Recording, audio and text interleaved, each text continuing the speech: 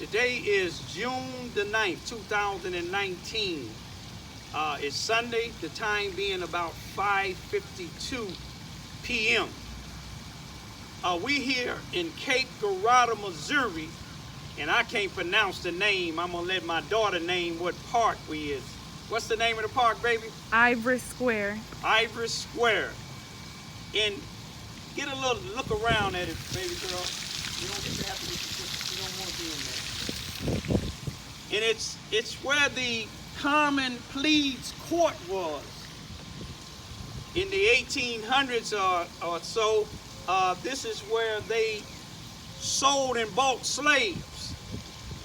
But yesterday, Cape Girardeau, Missouri made history. They unveiled this statue. This statue is of the slave with the last name. What is it again, baby? Ivories. And it was revealed for in respect, in honor of the USCT, which is the United States Colored Troops.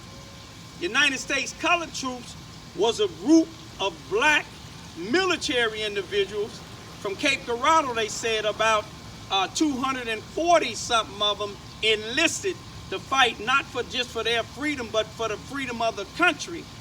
Also, if you look at the history of the United States Colored Troops, over 200,000 of them lost their lives fighting in the Civil War.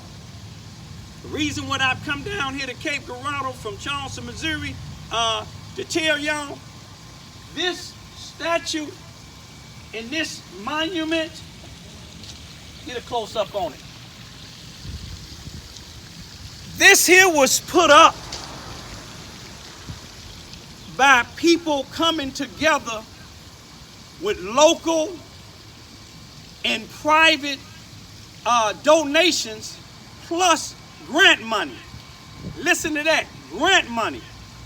You know, the reason why I'm saying grant money, they came together and thought about putting this together to honor the black military men, which we got to be realistic.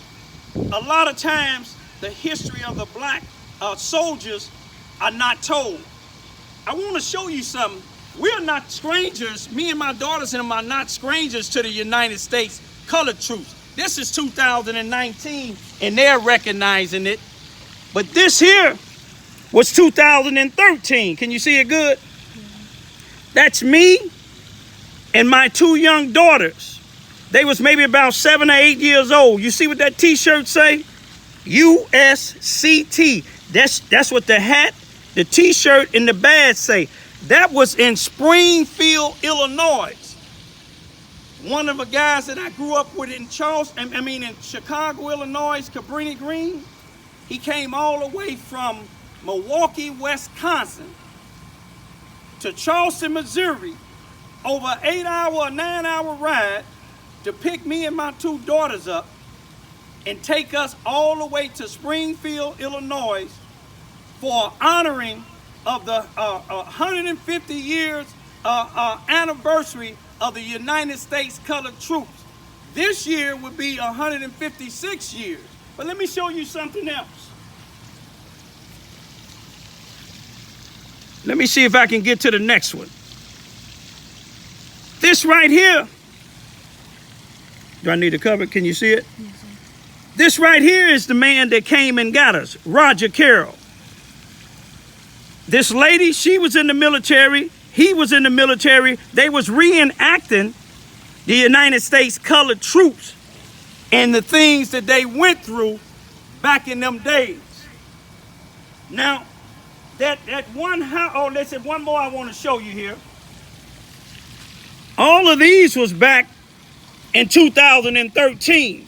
So my daughter's been educated on the United States Colored Troops, and I think that it would be real beneficial to people of color to educate their children about the United States Colored Troops.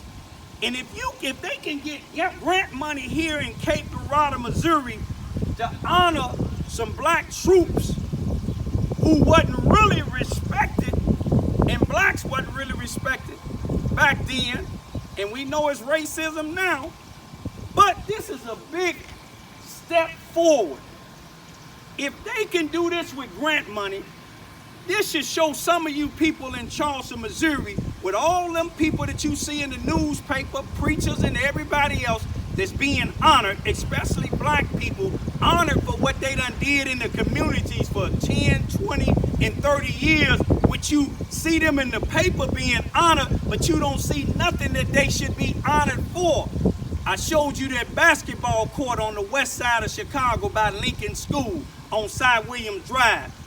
If grant money, local and private funds can get this taken care of and put up,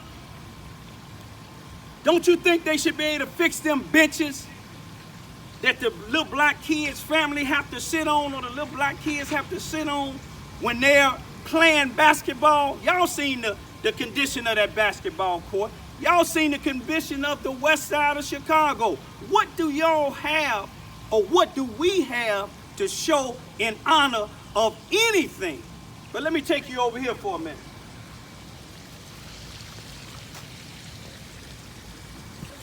I give these people respect. I give these people in Cape Girardeau respect.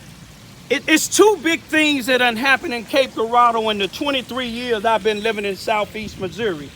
One, I think it was 2012 or 2013, when the city of Cape Girardeau went up against the Ku Klux Klan, who wanted to put leaflets on parked cars in the city of Cape Girardeau, Missouri. And the city and the people rejected it, but the ACLU out of St. Louis, Missouri, represented the Ku Klux Klan, and a judge, a federal judge in Kansas City, either Missouri, I think it was Kansas City, Missouri, granted them a temporary injunction to be able to put it on there, saying freedom of speech, freedom of press. But I give it to Cape Girardeau for standing up. I wonder would we ever have leaders for the west side of Charleston, Missouri, to do the same thing. Have the nerves and the courage and the respect to put something like this here up in Charleston, Missouri, instead of having an empty parking lot where our young is being shot and killed, robbed, beat up, scared to come on the baseball field to play baseball.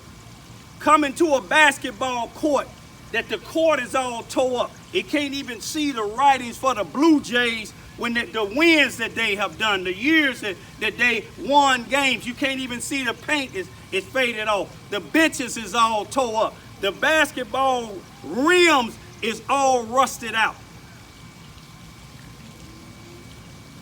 Some of y'all may say, well, he complained about everything. I'm not complaining. I'm just saying.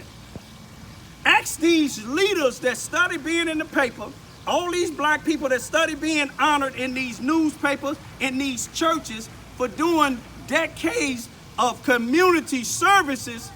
What community is it? It ain't the West Side. I've been here for 23 years, and I don't see it. Maybe somebody else see it, but I'm going to leave you like this here. Cape Girardeau, I give you a thumbs up. You see what I'm saying? All you all that had something to do with this here, I give you a thumbs up.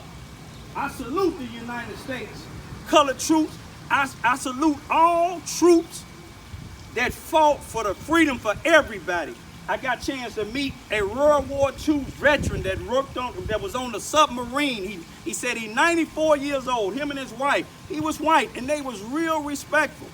I told him about my dad being an honorably discharged World War II veteran, 91 years old.